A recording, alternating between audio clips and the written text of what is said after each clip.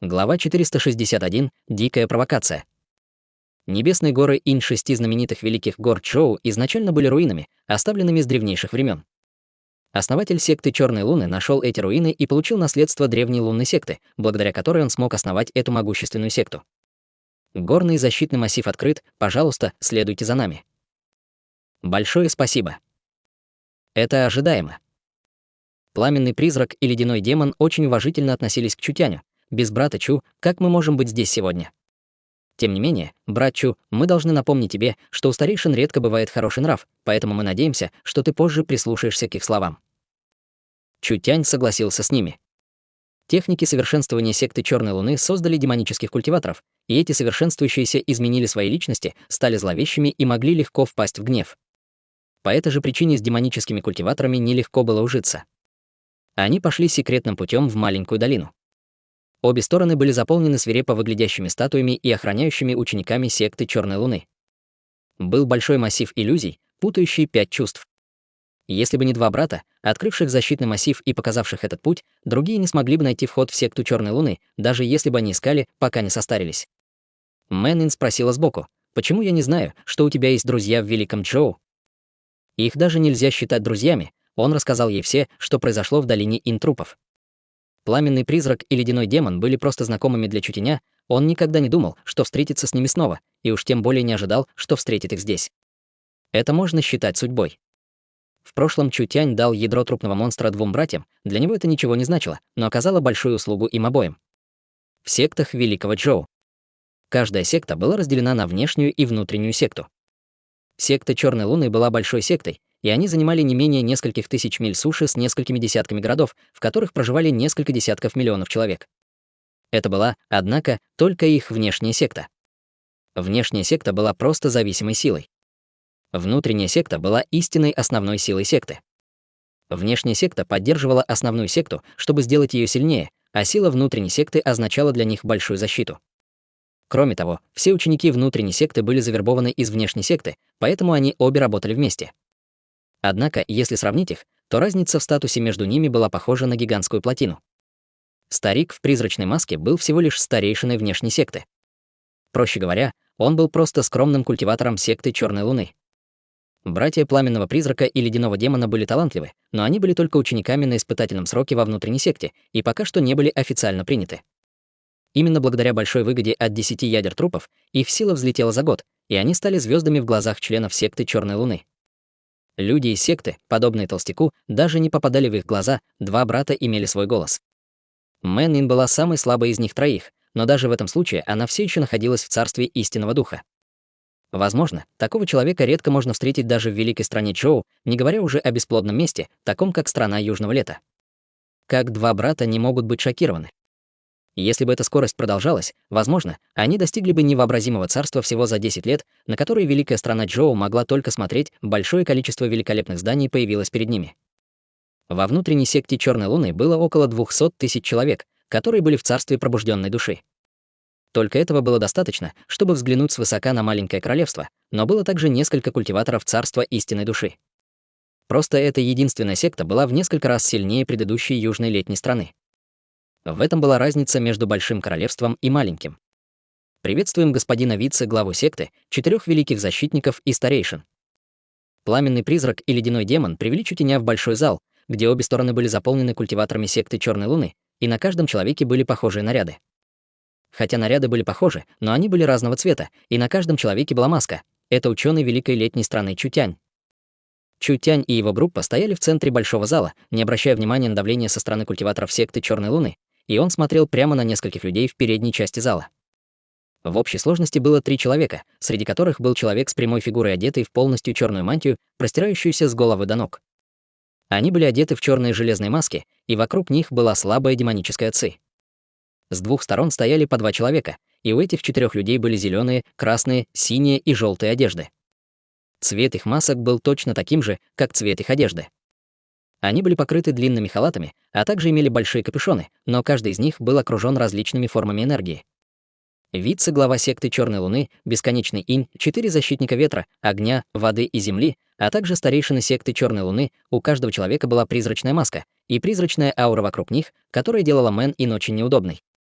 Унаследованная техника культивирования секты Черной Луны была особенной. Обычно секта будет принимать тех, кто обладает врожденным талантом, или они будут использовать свое наследие для подавления врожденного таланта, позволяя всей секте обучаться одной и той же технике совершенствования. Так было в случае с бандой гигантской акулы на озере 4 государств. Секта Черной Луны отличалась от других сект, она не ограничивала врожденный талант, а строилась на основе врожденного таланта чьего-то духа и добавляла особенность техники совершенствования секты Черной Луны. Духовный источник 4 защитников должен быть приписан ветру, огню, воде и земле, но они стали ветром Инь, водой Инь, огнем Инь и землей Инь. Это было очень нерегулярное наследство. Вице-глава секты Бесконечный Инь медленно встал, и окружающая черная ци начала заполнять воздух. Из маски донесся глубокий голос. «Ты жулик-культиватор южной летней страны, который год назад принес 10 трупных ядер в секту Черной Луны». Правильно.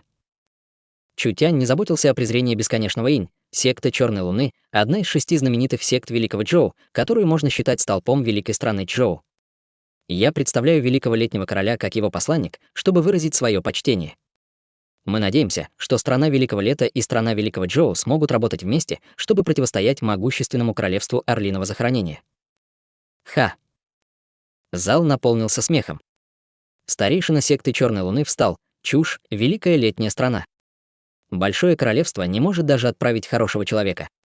Малолетние отродье, принесшие 2 женщин, вы хотите торговаться с великим Чжоу? Вы хотите получить поддержку секты Черной Луны? Какая шутка, какая шутка. Какая у вас квалификация? Не думайте, что несколько ядер трупов могут подкупить секту Черной Луны. Чутянь посмотрел. А вы? Дисциплинарный старейшина секты Черной Луны Ян Мя. Пламенный призрак и ледяной демон выглядели немного неловко, когда они начали посылать сигналы Чутяню своими глазами. Старейшину Ян Мя нельзя обидеть, его техника демонической воды Инь уже достигла царства совершенства. Он один из старейшин секты, имеющий высшее положение и совершенствование во 2-м слое истинного духа, а также обладающий несколькими таинственными приемами секты Черной Луны. 2-й слой истинного духа, разве это не считается дерьмом в лесу хаоса? Пустая трата, как ты смеешь вести себя так дико перед этим отцом? Глаза этих парней только смотрели вверх, с ними было бесполезно вести переговоры. От скромности нечего было выигрывать, только показав достаточную силу, они могли начать разговор. Это верно, мы действительно маленькие персонажи в великой летней стране. Чутянь уже бросил свое согласие 2 братьям, но нам, маленьким персонажам, очень любопытно, мы особенно хотим видеть особые секретные приемы страны Великого Чжоу. Если этот старейшина не возражает, как насчет пари? Ян Мя сказал с холодной улыбкой: «Ты достоин спорить со мной». В древней гробнице я получил не только ядра трупных монстров. Конечно, я недостоин, но вознаграждение достойно. Чутянь достал свой клинок и небрежно взял его. Когда ледяной клинок коснулся земли, он выпустил инь-ци, которая заставила окружающую область замерзнуть. Древнее оружие, заключающее душу, меч мира пустоты, я думаю, его следует считать сокровищем высокого класса даже в великой стране Чжоу. Если этот старец сможет победить любого из нас, этот меч станет подарком великой летней страны секте Черной Луны. Ты. Лица всех присутствующих слегка изменились. Даже глаза Бесконечного Инь показали след движения. Меч Чутяня больше не был недавно приобретенным мечом мира пустоты, он уже восстановил свою силу и стал еще сильнее, чем прежде. В таком месте, как секта Черной Луны, его можно считать драгоценным сокровищем. Секта Черной Луны смотрела на всех сверху вниз. Как они могли поместить кого-то из маленькой южной летней страны в их глаза? На этот раз они были готовы увидеть Чутяня, потому что чувствовали, что у Чутяня было немало сокровищ. Они никогда не думали, что прежде, чем они сделают ход, Чутянь проявит инициативу, чтобы вытащить меч мира пустоты. Ян Мя издал зловещий смех из-под маски. «Ты серьезно? Я здесь, чтобы лгать вам?» Чутянь пожал плечами и сказал: «Если я выиграю, вы просто должны согласиться с некоторыми из моих условий». Был ли посланник этого маленького королевства идиотом? Какая квалификация у него была, чтобы торговаться в этой ситуации? Даже если он заставит секту Черной Луны согласиться на условия, сдержат ли они свое обещание? Поскольку младший брат настолько уверен в себе, неожиданно заговорил вице-глава секты. Он не просто откажется от сокровища, которое пришло к его двери. Старейшина Ян принимает пари и позволит маленьким деревенщинам увидеть методы совершенствования секты Черной Луны. Это можно считать добрым делом. Хорошо. Ян Мя внезапно выпустил свою духовную энергию. Место, в котором он сидел, странным образом исказилось.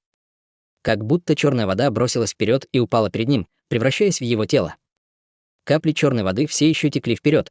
Не говорите, что я запугиваю слабых.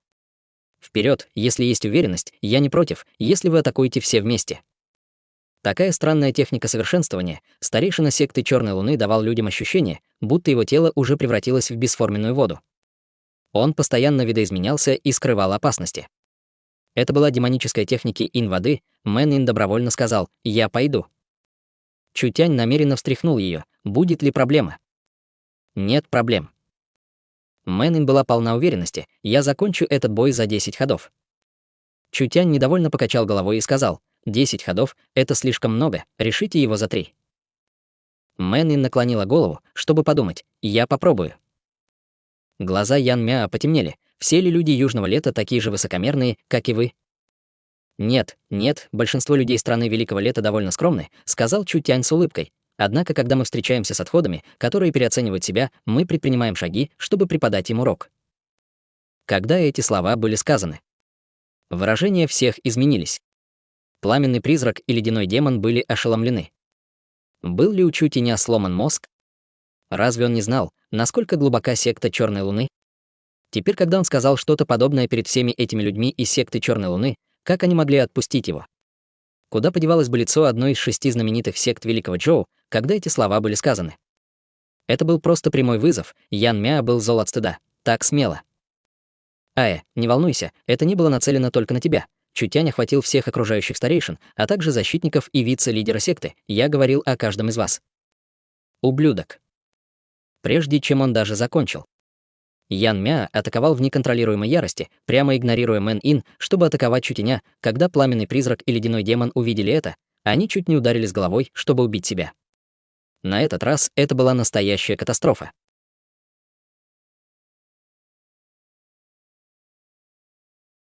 Глава 462. Сила Мэн Ин. Великая страна Джоу была сильнее Великой Летней страны. Это был неоспоримый факт. Только 200 тысяч культиваторов пробужденной души секты Черной Луны были огромной силой, и если эта сила будет использована должным образом, она сможет уничтожить Великую Летнюю страну. Секта Черной Луны была лишь одной из многих сект страны Великого Джоу. Можно предположить, что, если бы страна Великого Джоу собрала все свои армии, возможно, только один плевок от каждого человека мог бы утопить Чутяня до смерти. Не говоря уже о том, что они втроем проникли в глубины секты Черной Луны, это была одна из древнейших сект великой страны Джоу. Существовали различные ограничения, барьеры и массивы. В секту не только было трудно войти, но и уйти было труднее, чем подняться на небеса. Такая провокация Чутяня казалась безумной. Какая разница между этим и самоубийством? На самом деле это было не так, Чутянь никогда не боялся их. Даже если они окажутся в проигрышном положении, все трое принесли свитки с возвратом в город. Если ситуация станет плохой, они могут просто уйти. В эту эпоху не было способа остановить пространственные свитки, так что же могли сделать с ними люди секты Черной Луны? Чутянь не имел терпения потихоньку торговаться взад и вперед. Секта Черной Луны была сектой, наполненной демоническими культиваторами, хотя они не были явным злом. Поскольку они были демоническими культиваторами, они следовали закону джунглей. Более того, словесные обещания не имели никакого смысла вообще. Чутянь не хотел тратить свои знания и слюну, лучше было покорить их абсолютной силой. Так что, если секта Черной Луны была сильной, объединенная сила великой страны Джоу представляла ее ресурсы, армии и экономику. Если сравнивать секту Черной Луны с городом чудес, основываясь на количестве экспертов, где это было вообще сопоставимо? Был ли это стиль Чутяня действовать нерешительно? Как бы то ни было, Чутянь полностью разозлил Ян Мяа. Его руки соединились, когда его тело растаяло, превратившись в большую груду желе в форме человека. Большое количество капель воды вышло из его тела, и каждая капля плыла в воздухе. Ян Мяа неожиданно вытянул руки наружу. Несколько десятков капель воды выстрелили в Чутяня. Печать мертвой воды. Это была одна из секретных техник секты Черной Луны. У Ян Мяа был редкий элементальный источник духа, его источником была сама вода. Добавив к этому секретную технику демонической техники воды Ин, каждая капля воды имела мощную атакующую силу. Самой зловещей ее частью была способность разъедать защитную духовную энергию, что делало большинство методов защитного совершенствования бесполезным. Кроме того, это было очень токсично, просто прикосновение означало смерть. Ты нападаешь не на того человека, твой противник — я. Тело Мэн Ин было окружено звездным светом, и сильным электромагнитным отталкиванием она появилась перед Чутянем, как вспышка молнии. Несколько десятков капель воды упали на маленькое тело Мэн Ин. Когда эти черноватые капли воды ударили по ней, они как будто попали в горящий железный поддон.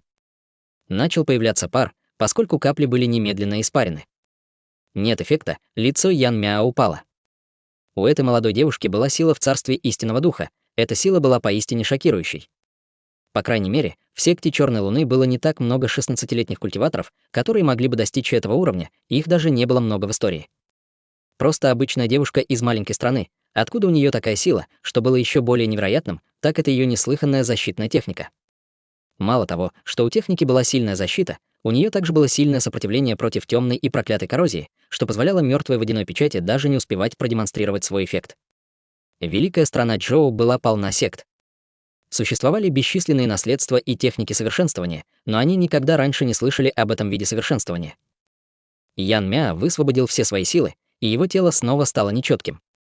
Было выпущено большое количество черного пара, мгновенно заряженного в Мэн Ин, как гигантская голова зверя. Так что, если ее защита была сильной, этот ход позволил ему превратиться в пар, и этот пар атаковал со всех сторон. От ее пор до ее носа и до ушей он мог проникать в ее тело из каждой части. Достаточно случайного попадания в тело, чтобы отравить культиватора первого слоя истинного духа до смерти. Культивирование Мэн Ин было высоким, но ей явно не хватало опыта сражений. Она была немного ошеломлена этой атакой, и в момент колебания она была окружена черным паром. Она случайно сделала несколько вдохов, и, логически говоря, она уже должна была быть мертва. Демоническая техника воды Инь-Ян Мя не была напрасной. Если бы это был обычный культиватор истинного духа, он потерял бы свою боевую силу, даже если бы не умер. Но с бессмертным телом звездного света в царстве священного света энергия высвобождалась изнутри, поэтому она не просто защищала тело. Каждая мышца, меридианы и внутренности были защищены энергией тела священного света. Поэтому, даже если Мэн Ин совершила эту ошибку, ее тело вообще не пострадало, она просто замерла на несколько секунд. Большая ручная печать Инь. Ян Мя продемонстрировал секретную технику секты Черной Луны. Бесчисленные волны дикой энергии вырвались из его тела, чтобы собраться вместе, как гигантская ладонь, врезавшаяся в Мэн Ин. Эта атака использовала всю силу Ян Мя, не было никакого сдерживания вообще. Большая ручная печать Инь была одним из самых сильных убийственных атак Ян Мя. Мэн Ин почувствовала след опасности. Она, у которой была медленная реакция, наконец выпустила свой зеркальный источник духа. Прежде чем она успела сделать какое-то движение, эта невероятно сильная большая печать врезалась в нее. «Умри». Ян Мя не проявил милосердия красавицы, поскольку он высвободил все свои силы с сердитым ревом, лишь желая полностью уничтожить эту молодую девушку. Когда большая печать ладони врезалась в другую сторону, Ян Мя чувствовал себя подобно гигантской волне, врезающейся в металл, он фактически не мог ее сдвинуть, и ужасающая сила отразилась назад. Тело бессмертного света имело способность отражать. Зеркальный источник духа Мэн Ин также обладал способностью отражать. Когда Мэн Ин поймала этот ход, она сразу же активировала бессмертное тело звездного света изо всех сил и отправила большую часть этой силы обратно в Ян Мя. Гигантская ладонь Ян Мя раскололась на части и превратилась в бесчисленные капли воды, все врезающиеся в самого себя. Земля, колонны, стена и потолок были заполнены бесчисленными дырами. Это был первый раз, когда Мэн Ин сопротивлялась. Нормальный культиватор был бы убит отражающейся силой. Ян Мя перенес эту мощную реакцию, но его техника совершенствования была особенной. Демоническая техника инь воды позволяла его телу превратиться в элементальную энергию, поэтому, когда эта отраженная сила поразила его, они были поглощены его наполовину трансформированным телом и не повредили ему вообще. Но силы Мэн Ин было достаточно, чтобы ошеломить людей. Чутянь сказал сбоку «первый ход». Брови Мэн Ин сморщились. Ее тело вспыхнуло звездным светом, когда она вылетела, как молния. Она атаковала своей безупречной нефритовой рукой и создала несравненно острый клинок из звездного света. Ян Мя только что стабилизировался. Для атаки, которая была такой близкой, такой быстрой и такой мощной, он вообще не мог увернуться, он мог только создать водный щит перед собой. Звездный клинок прошел сквозь водяной щит и пробил тело Ян Мя. Был ли он мертв? Когда Мэн Ин подумал об этом, Ян Мя быстро отступил. В его груди была большая щель, но черная вода быстро поднялась, и в мгновение эта щель вернулась к прежнему состоянию, не оставив ни единого следа. Источник духа воды и странная техника совершенствования сводят на нет все атаки. Даже если у Мэн Ин не было большого боевого опыта, она могла бы увидеть этот трюк, с этим немного трудно справиться. Его совершенствование выше моего, пробить ее будет нелегко. Чутянь напомнил, второй ход. Мэн Ин высвободила всю свою духовную энергию, и зеркальный источник духа позади нее внезапно отразил фигуру огненного феникса. Ревущий огонь вышел из зеркала и мгновенно окружил Мэн Ин. Огненный феникс. Люди секты Черной Луны были в шоке. Это был легендарный духовный источник уровня бога, огненный феникс Мэн Ин был подделкой. Хотя его сила не могла сравниться с силой Нангунь Юнь, этот отраженный зеркалом феникс действительно обладал силой феникса. Мэн Ин мобилизовала дух полуисточника внутри себя и собрал мощное пламя изо всех сил. Ее окружало все больше и больше пламени, пока вокруг ее тела не появился гигантский феникс. Чутянь был немного удивлен. Великое писание Нирваны. Мэн Ин не просто скопировал исходный дух Нангунь Юнь, она также могла копировать основной метод совершенствования Нангунь Юнь. Конечно, это не могло быть сделано. По крайней мере, с нынешней силой Мэн Ин она могла скопировать лишь немного, но все же это было очень мощно. Девочка в подростковом возрасте смогла заставить одного из высших старейшин секты Черной Луны опуститься до такой степени, Ян Мя был зол и шокирован. Его руки сделали несколько печатей, когда большое количество черной воды вылилось из его тела. Его тело быстро надулось в трехметрового водного демона, удваивающего его ауру. Большая ручная печать глубокой инь. Ян Мя выпустил свою демоническую технику инь воды до максимума, позволив ему превратиться в демона из черной воды, после чего он выпустил свою секретную технику. Он ожесточенно атаковал Мэн Ин со своей самой сильной атакой. Небесный кулак. Мэн Ин использовала большую часть своей энергии. Зеркальный источник духа позади нее продолжал выпускать все больше энергии, пока ее тело не было покрыто фигурой феникса. Двое из них столкнулись напрямую, огонь встретил воду, свет встретил тьму, в этот момент пар наполнил весь главный зал. Этот пар был от испарения духовной энергии Ян Мя, и он был заполнен ядом демонической техники инь воды. Старейшины и ученики убежали от страха быть пойманными во время столкновения. Защитная демоническая техника инь воды Ян Мя испарилась из-за энергии огненного феникса, и Мэн Ин ударила его кулаком. Хотя это было спонтанно, атака все же разрушила его энергию защитного духа. Ян Мя был похож на марионетку с обрезанными струнами, когда он разбил 6-7 столбов, наконец-то приземлившись в углу. «Ты!» Ян Мя выплюнул глоток крови, прежде чем потерял сознание. Лицо Мэн Ин было немного бледным, скорее всего потому, что она поглотила большую часть своей силы. Это действительно было опасно. Сила Ян Мя была выше ее, но бессмертное тело звездного света могло сдерживать его, поэтому Мэн Ин могла атаковать без беспокойства. Что касается энергии, которую Ян Мя использовал для своей защиты, то она была подавлена силой огненного феникса, поэтому Мэн Ин смогла победить его. Но Мэн Ин сделала это, она победила культиватора на 3 уровня выше ее. У вице-главы секты Черной Луны лицо было такое же глубокое, как у воды. На самом деле, осмелится опозорить мою секту Черной Луны. 4 защитника, схватите их. 4 защитника сделали свой ход. Ветер, огонь, вода и земля, у каждого из них был свой исходный дух. У каждого из них была сила, похожая на Ян Мя, но трудно было представить, насколько они были сильны, когда атаковали вместе. Чутянь покачал головой с презрительным видом. Пытаетесь подавить количеством, когда не можете выиграть дуэль? Поток, морозящий до костей, заполнил зал. Прежде чем 4 защитника смогли атаковать, из ниоткуда появилась снежная буря. Бесконечный инь был потрясен, обнаружив, что именно девушка в черной одежде рядом с Чутянем заставила бурю двигаться. Эта девушка все время молчала, но как только она сделала ход, она стала действительно могущественной. Возможно, она была в несколько раз сильнее, чем предыдущая, это было странно, когда все эти эксперты появились в маленькой южной летней стране.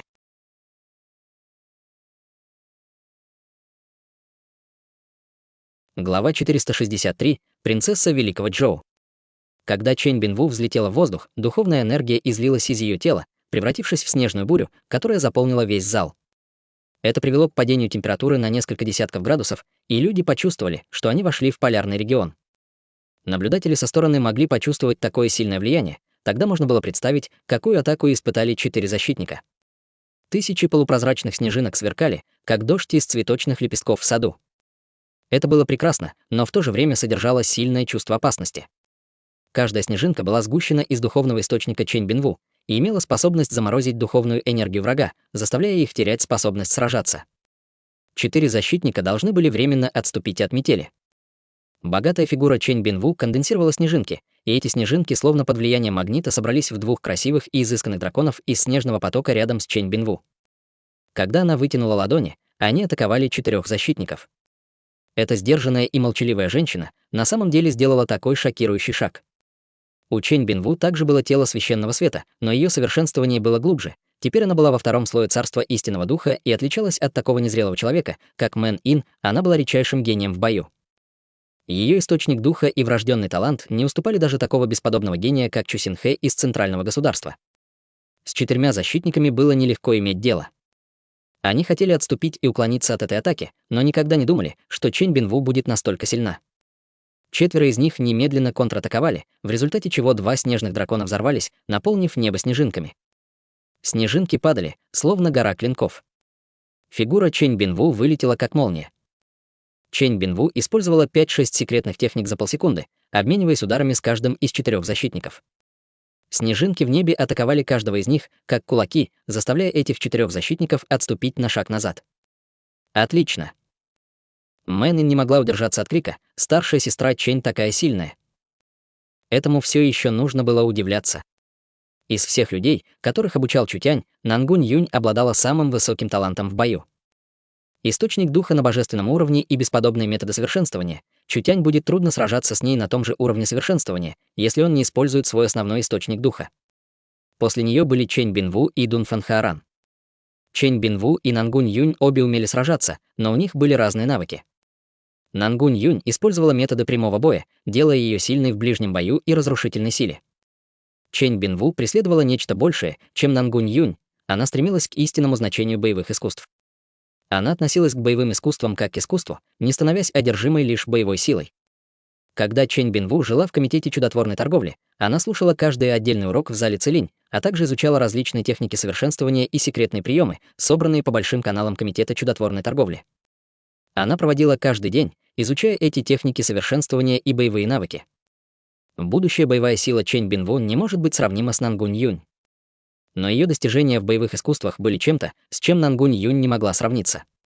Просто смотря на движение Чэнь Бинву, ее атаки постоянно менялись, используя 4-5 различных навыков в одно мгновение. Это означало, что она взяла передовые теории Чутяня и изучила все его собранные техники совершенствования и навыки для царства большого успеха. Такое высокое понимание. Совместная атака 4 защитников секты Черной Луны была заблокирована этой обычной женщиной, из-за чего остальные были в гневе от стыда. Что вы 4 делаете? Используйте массив из 4 инь. Защитников явно подстрекали. Их индивидуальная сила ничем не отличалась от силы Ян Мя, но 4 защитника были неразлучны. Хотя их методы совершенствования были разными, они прекрасно работали вместе. Это позволило им удвоить свою силу, с чем не могли справиться большинство экспертов 3-го уровня истинного духа. В этой ситуации 4 против 1. Как они могли бояться тривиальной женщины, другие старейшины знали, насколько сильны эти 4 защитника, поэтому они стояли в стороне, наблюдая.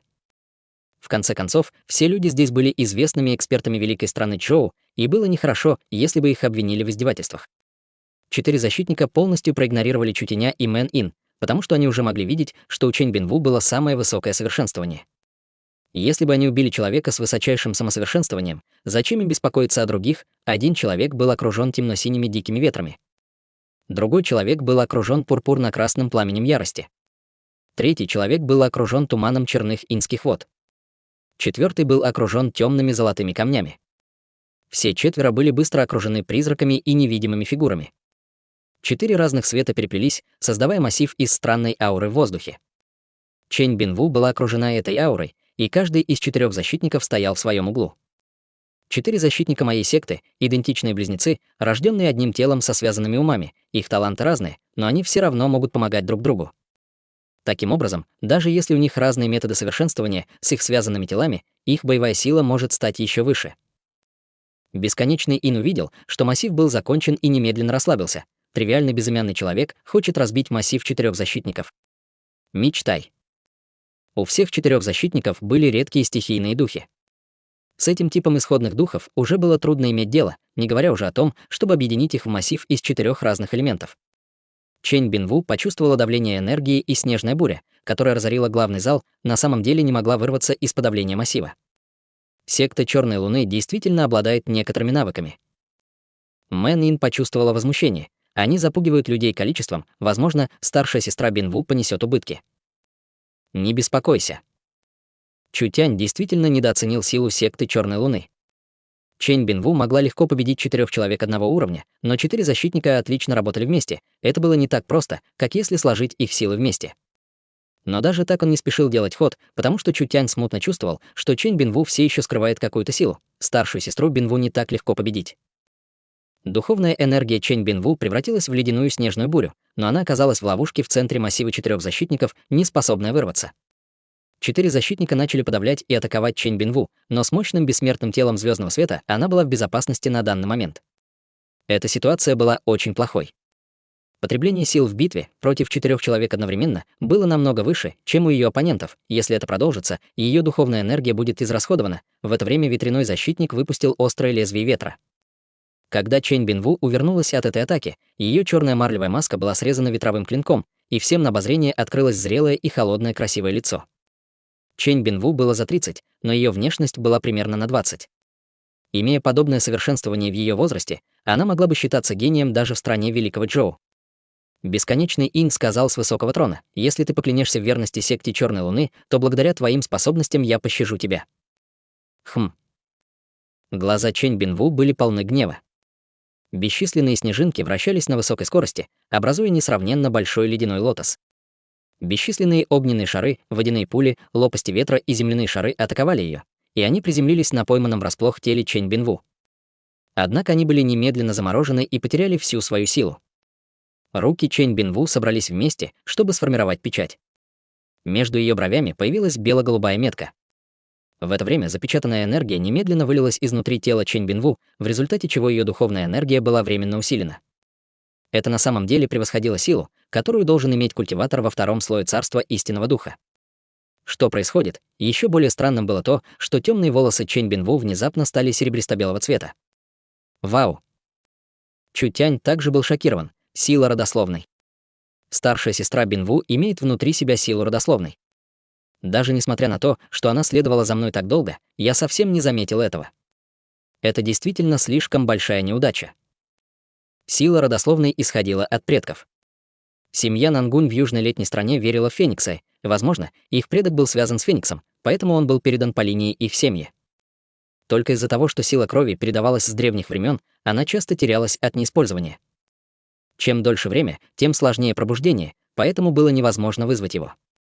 Чэнь Бинву не только обладала силой родословной, она могла даже активировать эту древнюю наследственную силу по собственному желанию. Когда эта сила использовалась, сила Чэнь Бинву увеличивалась в несколько раз. Падение ледников.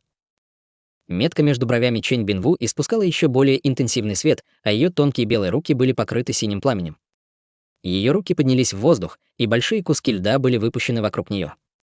Это дало людям ощущение, что воздух замерз, а вся территория была покрыта льдом. Отступаем. Чутянь вытащил Мэн Ин на несколько сотен метров посредством телепортации, поскольку место, в котором он находился, было запечатано во льду. Этот лед был сконденсирован из духовной энергии, поэтому это был лед, который не нуждался в воде. Большая часть зала была запечатана, и старейшины, которые не смогли вовремя убежать, включая братьев Пламенного Призрака и Ледяного Демона, были запечатаны в этом ужасающем льду. Эти люди не умерли. Они просто были запечатаны. 4 защитников хотели сбежать, но времени не было, бесчисленные ледяные кристаллы и ледяные глыбы не давали им никаких шансов. Эти выражения паники и широко раскрытые глаза от страха были заморожены на их лицах. Мэнин посмотрела на зал, и ее рот был настолько широк, что в него поместилось бы яблоко. Так мощно. Она заморозила половину зала одним движением. Ты. Вице-глава секты Черной Луны Бесконечный Инь не был полон шока или гнева. Скорее, он недоверчиво посмотрел на серебряные волосы Чэнь Бинву. Ты принцесса королевской семьи Великого Джоу, которая пропала без вести 18 лет назад. Шокирован, не так ли? Серебристые волосы Чэнь Бинву развивались, и в глазах у нее был холод. После того, как королевская семья Великого Джоу была убита, последний королевский отпрыск, выбравшийся из сети, смог дожить до сегодняшнего дня. Хорошо, ты не умерла 18 лет назад, но сегодня ты попала в ловушку. Бесконечный Инь взревел от ярости, взлетая в небо. Его бесконечная демоническая ци превратилась в огромную ладонь, которая вылетела в Чэнь Бинву. «Я убью тебя прямо сейчас». Пен, бесконечный Инь, совершенствовался в 3-м слое царства истинного духа. Чэнь Бинву уже не имела возможности дать отпор, поэтому ее отправили в полет одной ладонью. К счастью, несмотря на то, что у Чэнь Бинву не было много духовной энергии, она все еще могла поддерживать бессмертное тело звездного света, так что эта атака нанесла ей лишь незначительные травмы. Как глупо, действительно глупо. Тебе было трудно сбежать из Великого Джоу, это даже можно считать чудом, но ты так жаждала вернуться к своей погибели. Бесконечный инь шагнул по воздуху с призрачной ци вокруг него. Так как это ты этого так хочешь, я исполню твое желание. Бесконечный инь поднял свои руки высоко вверх, и синий клинок палача сгустился.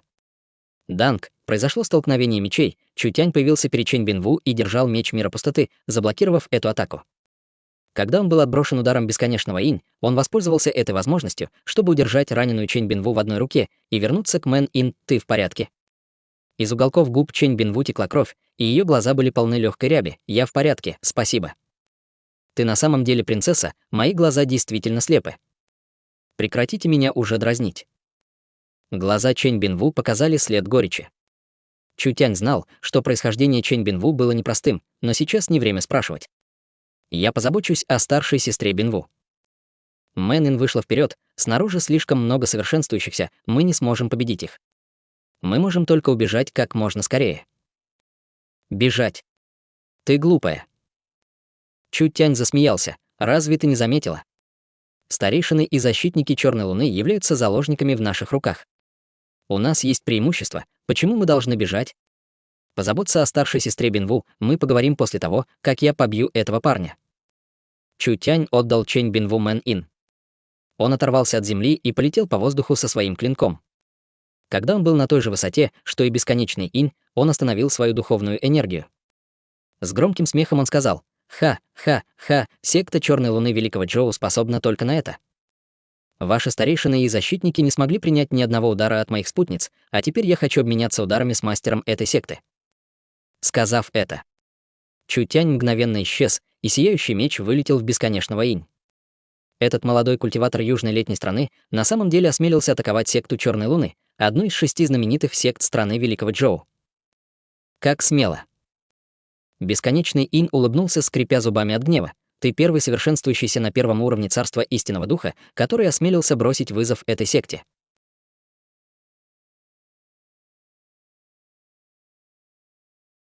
Глава 464. Заложник. Главный зал секты Черной Луны взорвался. Взрывоопасная ци взлетела в небо, мощь этого столкновения чуть не сорвала крышу дворца. Выпали 2 фигуры с предельной скоростью. Одной из них был их вице-лидер секты Черной Луны Бесконечный Инь, а другой — незнакомый демон, покрытый пламенем. Они вдвоем столкнулись в воздухе, в результате чего ци клинка и ци меча взорвались. Хонг, они отлетели друг от друга вместе, в результате чего ученики секты Черной Луны восклицали в шоке. Он совсем не уступает нашему вице-лидеру. Это эксперт из других 5 гор. Он использует меч, это может быть кто-то из горы Небесного Меча. Неважно, кто это, ему не следует даже мечтать об уходе, поскольку он осмелился спровоцировать нашу секту Черной Луны на нашей же территории. Активируйте ограничения и барьеры, немедленно приготовьте талисманы и луки, чтобы убить его. Секта Черной Луны погрузилась в хаос, когда бесчисленные совершенствующиеся подготовились к атаке. Независимо от того, насколько высоко было совершенствование Чутяня, когда сотни тысяч совершенствующихся работают вместе, он определенно не сможет их всех заблокировать. Стоп. Все вы остановитесь. Мэн Ин разбила стену одной ладонью, и она выкрикнула людям снаружи: «Посмотрите, кто в наших руках. Если вы посмеете скрытно напасть, мы убьем заложников». Глазные яблоки учеников секты Черной Луны почти выскочили. Стена главного зала была разрушена, и когда пыль осела, перед ними появился несравненно большая ледяная гора. Эта ледяная гора была совершенно прозрачной, и в ней не было никаких примесей. Если бы не отражение от сторон и холодный воздух, люди не поверили бы в существование этой ледяной горы. Ах, это старейшины. Ученики секты Черной Луны были ошеломлены, обнаружив, что старейшины, которых они уважали как духовных богов, в настоящее время были запечатаны в этой гигантской глыбе льда.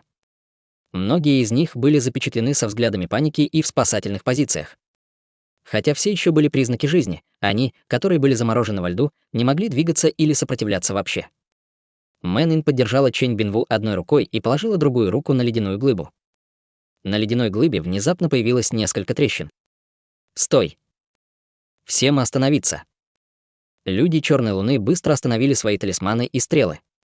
Слишком зловеще, слишком ненавистно, но как они это сделали? Старейшины были старшими экспертами царства истинного души. Почему они были запечатаны в этой ледяной горе? Мэн Ин видела, что все больше и больше людей собираются у входа в секту Черной Луны, тайно жалуясь внутри.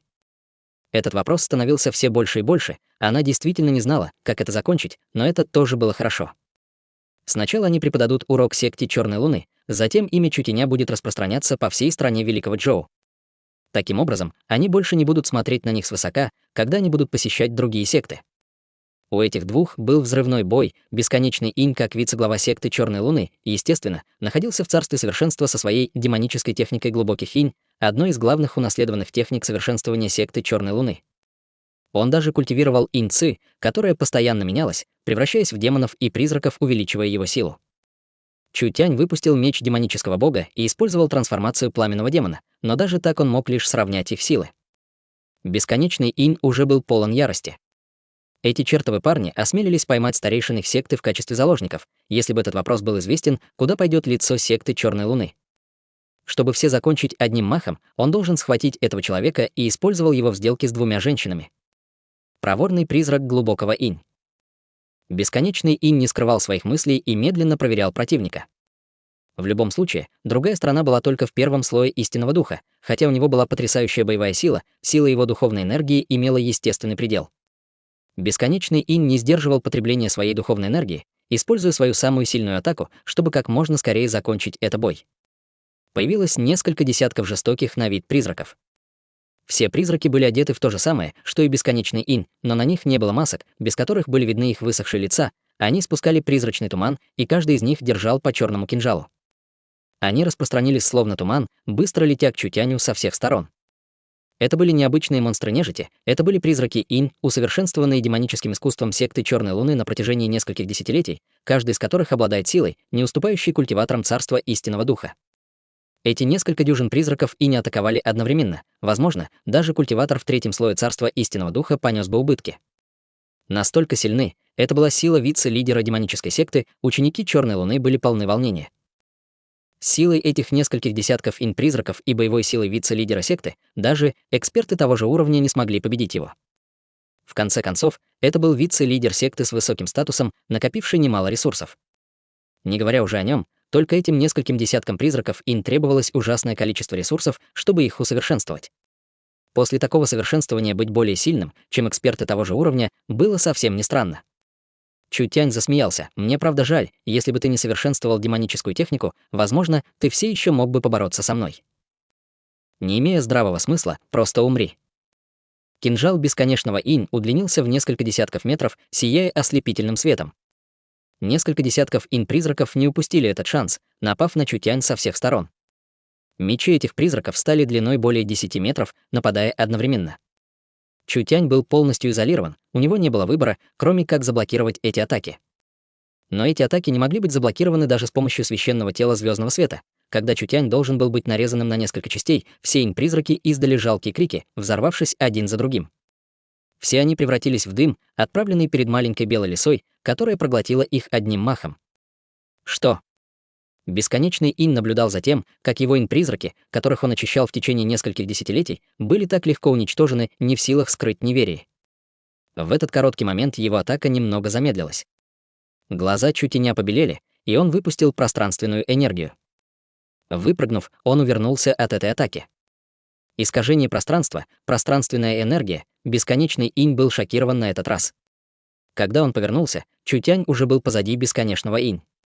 Дух источника уже был освобожден, и меч мира пустоты использовал всю свою силу. Бесконечный инь даже не успел отшатнуться, когда Чутянь внезапно исчез, вновь появившись вокруг него как 8 разных людей. 8 из них были как один, и все они атаковали. Чутянь не произнес лишних слов и использовал свой самый сильный удар мечом. Бесконечный инь был поражен 8 сверкающими мечами, которые поражали его с той же скоростью и силой.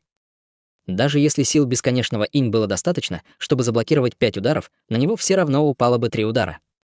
Ах! Бесконечный инь издал жалкий крик, когда его техника защитного совершенствования разрушилась. Хотя он не был разрезан на куски, он все же получил тяжелые травмы, падая с неба. Ученики секты Черной Луны были на грани разрушения. Старейшины секты были схвачены в качестве заложников, и теперь их высокопоставленный вице-лидер секты был побежден другой стороной. Разве секта Черной Луны не пнула камень на этот раз? Чутянь рассеял преобразование пламенного демона и схватил бесконечного инь, положив меч на его шею. Мэнин показала радостный взгляд. Теперь у них был еще один важный заложник. Им было бы легче шантажировать секту Черной Луны. Секта Черной Луны была сектой с тысячелетней историей. Неизвестно, сколько сокровищ хранилось внутри секты. Для них было невозможно не иметь пространственных кристаллов. Бесконечный Инь все еще был в сознании, и удары меча не причинили ему особого вреда, но пламя мира пустоты было слишком зловещим. Его совершенствование использовалось, чтобы остановить пламя мира пустоты от проникновения его тела, поэтому он не мог вообще сопротивляться. Вы думаете, что после этого вы сможете оставить небесные горы Инь? Ха-ха, тебе не нужно об этом беспокоиться. Чутянь двинулся на площадь, держа бесконечного Инь в одной руке и направив свой меч на человека в сторону другой. Теперь, когда вице-лидер вашей секты в моих руках, мы обсудим условия освобождения заложников. Эти психи, они захватили вице-лидера, чтобы вымогать у секты. Как только Небесная гора Инь активизировала свои ограничения, они могли забыть об уходе, даже если у них были бы крылья. Теперь, когда Небесная гора Инь активировала свои массивы, они будут разорваны на куски за короткий промежуток времени. Какую уверенность он имел, чтобы вести себя так нагло, но старейшины и вице-лидер секты действительно были схвачены. Эти люди захватили верхний эшелон секты Черной Луны, и теперь секта Черной Луны даже не имела кого-то, кто мог бы вступить в переговоры. Вы говорите, что вы посланники Великой Летней страны, но я вижу, что вы всего лишь помощники этой девчонки. Я скажу вам сейчас, у королевского клана Великого Джоу нет надежды, они уже полностью истреблены. Какого рода волнение может начать банальная принцесса?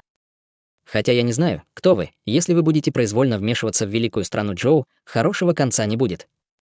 Бесконечный Инь стиснул зубы, у него была только такая надежда. Будет ли у недавно сформированной страны вражда с горой Небесного Инь, одной из 6 знаменитых гор Великого Джоу? Только кто-то со сломанным мозгом мог сделать что-то подобное, но к его сожалению. Мозг Чутяня действительно отличался от обычных людей. Принцесса королевской семьи великой страны Чжоу. Чутянь действительно не знал личность Чэнь Бинву. Королевская семья великого Джоу была убита, и Чэнь Бинву была единственной рыбой, спасшейся из сети. Это также объясняет, почему Чэнь Бинву бродила в одиночестве, прежде чем окончательно присоединиться к семье Нангунь в имперском городе в качестве официального гостя, оставаясь с семьей Нангунь более 10 лет. Чутянь не был ясен по этому вопросу, но это не имело значения, это будет выяснено в конце концов. Теперь у него было преимущество. Чэнь Бинву заморозила большую часть верхнего руководства секты Черной Луны, и их жизни были в их руках. Секта Черной Луны не смела рисковать, поэтому была возможность для переговоров. 3 из них никогда не боялись секты Черной Луны. Если ситуация станет плохой, они всегда могли вернуться в центральный государственный город или город чудес, и они могли даже взять с собой несколько заложников. Только если секта Черной Луны сможет мгновенно убить всех 3, не позволяя им в любое время использовать мощные транспортные свитки, этого можно избежать, но это было невозможно. Если бы Чутянь использовал все свои козыри, не говоря уже о таком мусоре, как бесконечный Инь, даже эксперт трансформации духа не смог бы мгновенно убить их 3.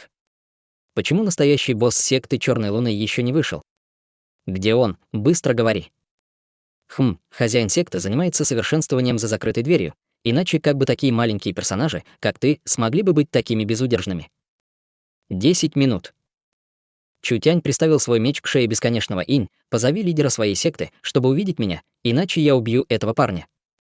Ты. Нет необходимости. Когда люди секты Черной Луны наполнились неконтролируемой яростью, с неба донесся голос: «Я уже здесь».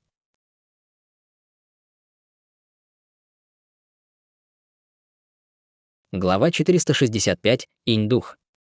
10 фигур держали красный хрустальный гроб, окруженный слабым туманом крови.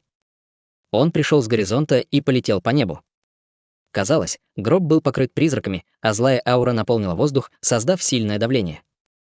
Мэнин немного волновалась. Кажется, вышел самый могущественный. Чутянь слегка приподнялся брови. Тысячелетние трупные монстры. 10 человек, несущих гроб, были не живыми людьми, а трупами Инь. Они были покрыты кроваво-красными трупными метками, а также выпускали злобный кроваво-красный яд, доказывая, что они были трупными монстрами. Это были 10 монстров-трупов в царстве истинных духов, каждый из которых находился во 2-м слое истинного духа. Этих 10 монстров в царстве истинного духа было достаточно, чтобы разразиться в великой стране Чжоу, но что было более шокирующим, так это то, что у этих 10 трупных монстров были ясные глаза. Эти 10 пар глаз смотрели на Чутяня издалека. В какие трюки ты играешь? Чутянь выпустил божественное сознание света разума, проносясь над трупными монстрами. В конце концов, он был удивлен, обнаружив слабые духовные колебания, исходящие от этих трупов монстров, а это значит, что эти 10 трупов монстров обладали базовым интеллектом. Чутянь сосредоточил свое божественное сознание и проник в гроб. Хонг, мощное божественное сознание, вышло из гроба, мгновенно блокируя божественное сознание Чутяня. У божественных сознаний двух сторон было сильное столкновение в воздухе, но божественное сознание Чутяня не могло проникнуть сквозь стену божественного сознания другой стороны. «Твое божественное сознание неплохое». Раздался голос из гроба. Этот голос был не настоящим голосом, а скорее божественным сознанием света разума, прямо посланным в умы людей, хотя немного недостаточно. Чутянь никогда не страдал от чужого божественного сознания. У владыки секты Черной Луны было тоже божественное чувство света разума, что и у Чутяня. Это божественное чувство можно было послать, чтобы исследовать или непосредственно влиять на цель. Что было непросто, так это тот факт, что это божественное сознание было даже немного сильнее Чутяня. Это так. Цвет глаз Чутяня стал золотым. Божественное сознание, которое было вокруг гроба, внезапно превратилось в невидимый меч, проникающий сквозь барьер божественного сознания, установленный мастером секты Черной Луны. Правильно, божественное сознание лидера секты Черной Луны было сильнее Чутяня, но Чутянь мог превратить свое божественное сознание в меч и атаковать. Барьер божественного сознания, сформированный мастером секты Черной Луны, походил на слабый пузырь, разбившись от одной атаки. Ах! Мастер секты Черной Луны, который был поражен божественным сознанием Чутяня, издал удивленный крик. 10 трупных монстров, казалось, стали марионетками с обрезанными струнами, сразу упав с неба. Большой гроб врезался в землю и создал глубокую яму. У Чутяня было удивленное выражение лица. Потому что его божественное сознание проникло в гроб, в результате чего перед ним появилась форма хозяина секты Черной Луны. На самом деле это была маленькая девочка ростом в метр с 2 шишками из косичек на голове. Ей было около 10 лет, и ее лицо было незрелым. Тут должна быть какая-то ошибка. Чутянь смутился. Мастер секты Черной Луны на самом деле несовершеннолетний ребенок. Как грубо, сам ты несовершеннолетний ребенок. Гроб внезапно открылся, и фигура вылетела. Это была маленькая девочка, которую Чутянь только что видел, но ее лицо, казалось, не видело солнечного света 100 лет. На ее маленьком теле было большое красное одеяние, делающее ее похожей на маленькую куклу, но у хозяина Черной Луны были темно-красные глаза, которые демонстрировали зрелость, не соответствующую ее внешности. Я мастер секты 18-го поколения, Инь-дух. Прошло 15 лет с тех пор, как я заняла пост от последнего мастера секты. Приветствуем мастера секты. Приветствуем мастера секты. Все культиваторы Черной Луны склонились. Хотя этот лидер выглядел так, ее сила была непростой. Она была самой выдающейся личностью секты Черной Луны за 1000 лет. Она практиковала 3 основных унаследованных метода совершенствования секты: демоническая техника глубокого инь, демоническая техника великого трупа и темная техника проницательности 9 пустот в царстве совершенства. Она даже создала свою собственную технику совершенствования, которую она назвала в честь своего собственного имени «Писание Духа Инь». Эта техника совершенствования не уступала унаследованным методам совершенствования 6 известных гор, поэтому, хотя мастер секты Черной Луны был моложе самого молодого из мастеров секты, она заслужила звание гения. Чутянь, однако, улыбнулся. Мастер этой секты, которая выглядела как настоящая 10-летняя девочка, была немного старше его, но она должна быть примерно того же возраста, что и Чэнь Бинву, еще не достигнув 40 лет. Только благодаря особой технике совершенствования или, возможно, благодаря особой родословной или телосложению, она была вынуждена выглядеть как 10-летняя девочка. 10 трупных монстров снова встали. Маленькое тело инь-духа парило над 10 трупами инь, словно она совсем не имела веса. Из-за того, что она понесла убытки и, как великий мастер секты, не имела лица, на ее незрелом маленьком лице появилось свирепое выражение. Ее незрелый голос произнес очень важным тоном: «Тривиальная тайная техника божественного сознания, эта леди не помещает ее в глаза. Почему вы создали неприятности на небесной горе Инь и захватили людей моей секты Черной Луны?» Чутянь видел силу инь-духа. 4-й слой царства истинного духа — сила в царстве духа небес. С ней, вероятно, было нелегко иметь дело, не говоря уже о том, что Чутянь чувствовал, что духовная энергия инь-духа была очень странной. У нее было много древних унаследованных методов совершенствования, и все они были в царстве совершенства. Возможно, ее боевая сила была даже выше, чем у Кларка. Прежде чем Чутянь заговорил, бесконечный Ин сказал: «Эта девушка в черной одежде, принцесса королевского клана Великого Джоу, они должны быть здесь, чтобы отомстить за королевский клан Великого Джоу. Не волнуйтесь о нас, мастер секты, пожалуйста, убейте бунтарей». Мэн Ин имел странное выражение. Эти люди сделали ошибку. Мстить за королевский клан Великому Джоу? Такого не вообще было. Королевский клан Великого Джоу? До этого не было никакого королевского клана Великого Джоу, но прошлый королевский клан Великого Джоу был простым человеком, которого поддерживали 6 знаменитых гор. Кто бы мог подумать, что поддерживающий парень будет иметь силу родословной. Они подождали своего времени, чтобы занять положение в Великом Джоу, планируя стать 7-й державой в стране, контролирующей светский мир. В раздумьях сказала Инь-дух, произнося это своим незрелым голосом. Можно сказать, что королевская семья Великого Джоу тогда почти преуспела. 18 лет назад королевская семья Великого Джоу уже достигла 6 знаменитых гор, и они использовали для этого всего несколько поколений, что было весьма невероятно. Культиваторов с родословной действительно нельзя недооценивать. Так вот, как Чутянь понял, что случилось. Под предводительством главы 6 гор, горы Небесного Меча и 6 знаменитых гор напали на королевский клан Великого Джоу. Мастер прошлой секты Черной Луны был моим почетным учителем. Хотя он не участвовал в осаде, разрушение королевской семьи произошло не из-за 6 гор, а из-за того, что они разрушили себя сами. Инь-дух сказала важным голосом. Они переоценили себя, они были ничем иным, как новой возросшей державой. Они хотели бросить вызов 6 горам с тысячелетней историей. В чем разница между этим и самоубийством? Чутянь кивнул. Это было веской причиной. Чэнь Бинву нахмурила брови. Ее воспоминания о событиях 18 лет назад были размыты. Она знала, что 6 гор сильны, поэтому она спрятала это в своем сердце. Хотя ее семья была убита, наполнив ее ненавистью, она никогда не имела ни малейшего стремления отомстить. Эти ребята определенно ошиблись, Чутянь вообще не знал об этом, Инь-дух предупредила. Даже если она последняя принцесса королевской семьи Великого Джоу, королевская семья Великого Джоу уже уничтожена, и она не может дать вам никаких обещаний. Я не знаю, какая сила позади вас, но если вы сражаетесь с 6 горами за нее, это невменяемое решение. Чутянь пожал плечами. Что ты нам предлагаешь? Верните вице-лидера секты и старейшин, а также передайте эту так называемую принцессу Великого Джоу и сломайте себе руку в наказание. Я воспользуюсь престижем мастера секты и отпущу вас. Мечтай. Крикнула Мэн Ин. Мы не отдадим старшую сестру Бинву. Приходи и поймай ей нас, если у тебя есть навыки. Инь-дух была полна ярости. Она пошла на величайшие уступки. Эти ребята осмелились свысока смотреть на нее, Чутянь закатил глаза, навыки очищения трупов у секты не слабы. Только насколько сильны эти трупные монстры? Достаточно, чтобы иметь дело с несколькими трехногими кошками.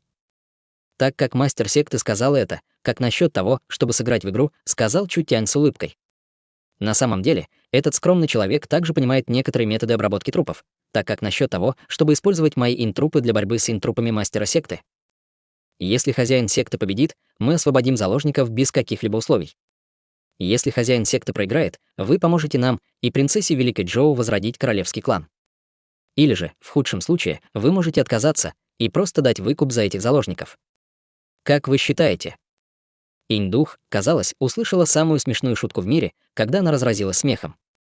Другие люди секты Черной Луны смотрели друг на друга в полном смятении.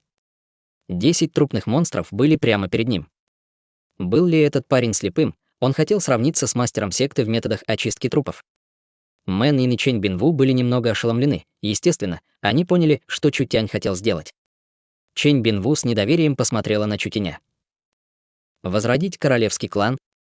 Он же шутил. Я принимаю эту ставку, но где твои трупы, Инь? Не торопитесь, они все здесь. Чутянь положил на землю 18 маленьких свитков. Эти свитки были свитками пространственного хранения, созданными из избыточного материала для транспортных башен, которые, как оказалось, несут 18 божественных слуг.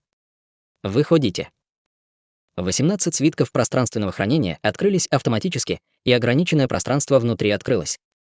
Появились 18 божественных слуг, на создание которых Чутянь потратил много времени и сил. Инь-дух с удивлением сказала, что это за инь-трупы.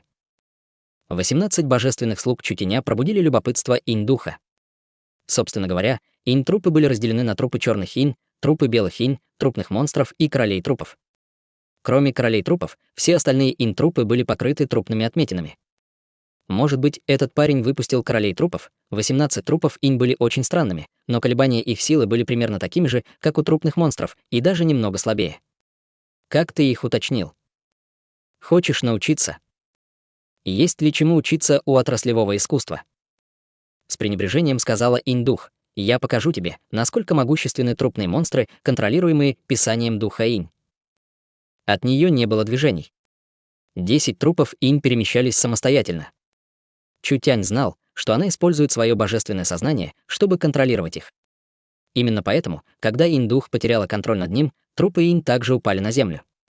Это соревнование Инь-трупов.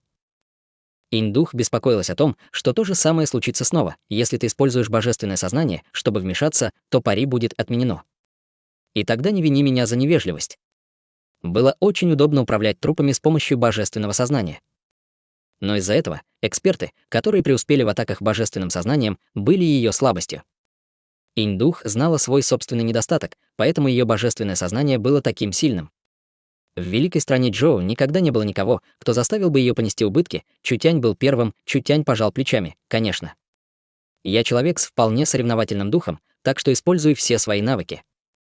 Руки Инь-духа быстро образовали печати, и они обрушились на 10 Инь-трупов. Печать духа Инь — преобразование внешнего тела.